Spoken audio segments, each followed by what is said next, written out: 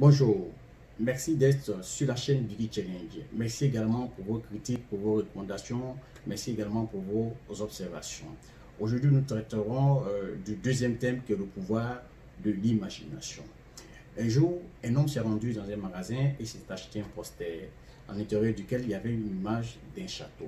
Et il a encadré cette image, il l'a affichée dans ce salon.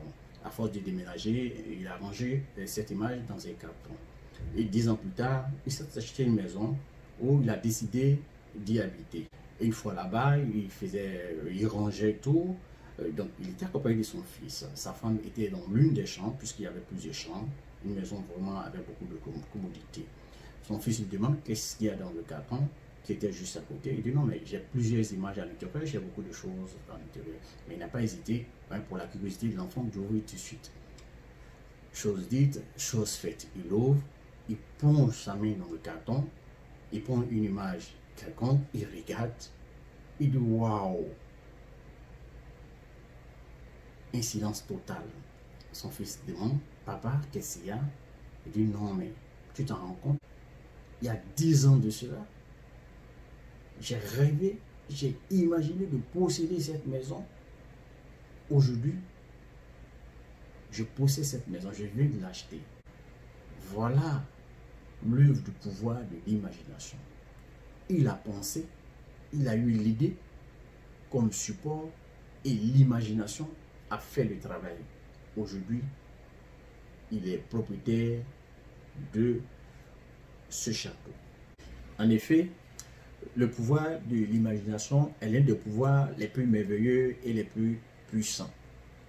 C'est ce pouvoir qui nous donne la capacité de vivre l'existence que nous souhaitons. En fait, c'est notre vie. Nous en sommes le scénariste, l'architecte et le réalisateur. Le pouvoir de l'imagination nous permet d'ouvrir la porte de ce qui a été impossible, afin d'aboutir à ce qui est possible. D'ailleurs, la fonction première de l'imagination est de soutenir une idée ou un projet. Il y a imagination simplement parce qu'il y a eu une idée. Donc l'idée naît dans notre tête et par la suite, l'imagination vient nourrir cette idée, vient apporter de l'énergie afin de permettre cette idée ou ce projet de voir le jour. En 2020, je peux sans hésitation dire que toute chose a été imaginée par quelqu'un. Toutes les choses qui existent aujourd'hui ont été imaginées par quelqu'un. Grâce à ces personnes, nous avons la vie facile. Quelqu'un disait qu'il était fatigué de marcher. Alors, il fallait se donner un moyen facile. Il a imaginé la voiture. Quelqu'un d'autre disait, je ne peux pas voler comme les oiseaux. D'où l'apparition de l'avion, de l'hélicoptère. Quelqu'un d'autre disait, il faut que je facilite la communication. Il faut que j'arrive à joindre quelqu'un d'un bout à un autre, quelle que soit la distance. L'apparition du téléphone fixe, par la suite du téléphone mobile ou portable. Quelqu'un d'autre disait, il faut que j'imprime à travers un ordinateur aussi qui a été imaginé par une autre personne, d'où l'apparition de l'imprimante. Dans le temps où l'écriture a vu le jour, il fallait écrire. Quelqu'un réfléchit pour dire, on pouvait écrire avec une plume et de l'encre. Par la suite, quelqu'un d'autre a réfléchi pour dire non, on peut faire des stylos à billes. Donc toute chose qui a vu le jour jusqu'à la date d'aujourd'hui est le fruit d'imagination d'une personne, est le fruit de réflexion d'une personne. L'idée naît dans notre esprit et cette idée est nourrie par une imagination. Cette idée est bonifiée par une énergie et progressivement, cela se transmet dans la réalité. La puissance de l'imagination nous rend beaucoup de services et nous rend la vie facile. Tenant compte de l'effet du pouvoir de l'imagination, l'Afrique doit se démarquer des spectateurs, l'Afrique doit se démarquer des observateurs, l'Afrique doit se démarquer des assistants. Au contraire, on a besoin d'une Afrique libre, on a besoin d'une Afrique architecte de sa propre légende, on a besoin d'une Afrique conceptrice et réalisatrice. On souhaiterait avoir une Afrique actrice et auteur de son propre développement. Personnellement, j'imagine une Afrique souveraine et libre. Personnellement, j'imagine une Afrique qui se confirme par son autorité et par sa dignité. J'imagine une Afrique de 54 pays avec une seule superficie de 30 429 202 km², soit 3 fois la superficie de l'Union européenne. J'imagine une Afrique qui a une monnaie unique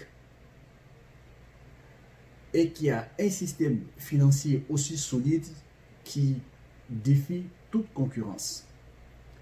J'imagine également une Afrique qui a une banque centrale aussi puissante et ses démembrements dans les 5 régions. Je vais parler de la région du Nord, la région Ouest, la région Centre, la région Est et la région Australe. J'imagine une Afrique super industrialisée, notamment la mise en place des industries pharmaceutiques dans toutes les régions de l'Afrique, capable de répondre à la production des produits pharmaceutiques et de soigner les populations, puisque ces populations en ont besoin.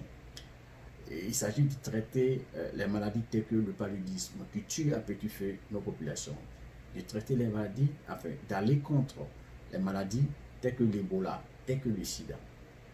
Il s'agit également de mettre en place des industries de pointe liées à l'avènement de la nouvelle technologie, afin de transformer l'ensemble de nos matières premières, car nous avons suffisamment de matières premières.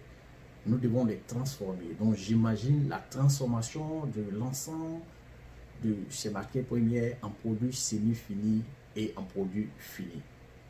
Et j'imagine ce continent africain d'exporter l'ensemble de ces produits vers les autres continents, afin de voir sa balance commerciale excédentaire.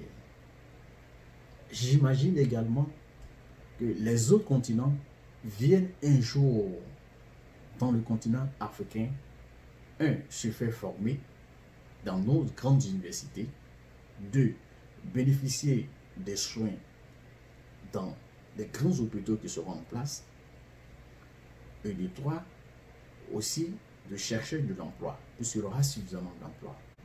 J'imagine une Afrique où il y aura l'inversion de la tendance, c'est-à-dire les autres continents viendront désormais chez nous satisfaire leurs besoins. J'imagine une Afrique où l'on célèbre une fête commune, qui est la fête de la liberté. J'imagine une Afrique où l'on célèbre une fête commune, qui est la fête du travail. J'imagine également une Afrique qui a un système éducatif, un système d'enseignement supérieur, un système de formation professionnelle et technique, bien structuré et fonctionnel, avec un contenu à l'image de l'Afrique. Je vois des universités, de grandes universités, des lycées, des collèges, des écoles primaires et des écoles préscolaires, afin d'instruire, d'éduquer et de former ses citoyens.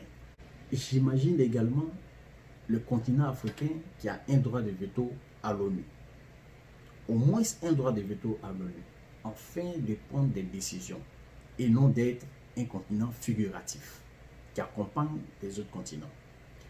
J'imagine également une Afrique qui a sa propre juridiction et non ce que nous voyons à la Cour pénale internationale, à la CPI.